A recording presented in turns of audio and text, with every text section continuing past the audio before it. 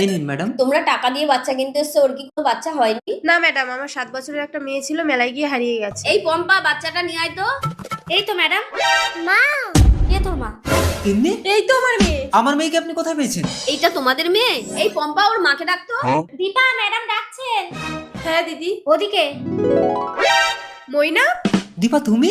মইনা তুমি কি পাগল হয়ে গেছো? আমি তোমার দীপা। ওরা সবাই চক্রান্ত করে আমার মেয়েকে কিডন্যাপ করিয়েছে। তোকে আমার মতো দেখতে বলে তিন্নিকে আর আমাকে কিডন্যাপ করিয়ে আমার স্বামীর সাথে তুই সংসার করছিস। আচ্ছা, তুই যদি তিন্নির আসল মা হোস তাহলে আমাদের কাছে তিন্নিকে বিক্রি করছিস কেন? কারণ আমি চাই অন্তত মেয়েটা মইনাকের কাছে ফিরে যাক। ও, আমি তো পাগল হয়ে যাবো। আচ্ছা ম্যাডাম, আপনি বলুন তো এই দুজনের মধ্যে কি আসল দীপা? তুমি এক কাজ করো, তুমি আমাকে জড়িয়ে ধরো। যে আসল বউ হবে সে চুপচাপ দাঁড়িয়ে থাকবে, আর যে নকল বউ হবে সে চলে যাবে। ঠিক বলেছেন আপনি। চুপ করে দাঁড়িয়ে থাকি, না হলে নকল বউ হয়ে যাবে। অন্তত নিজের চোখে আমি এসব দেখতে পারবো না, চলে যাই। তার মানে তুমি আমার আসল দীপা? ভুল। প্রকৃত স্ত্রী কখনো নিজের স্বামী অন্য মেয়েকে জড়িয়ে ধরলে দাঁড়িয়ে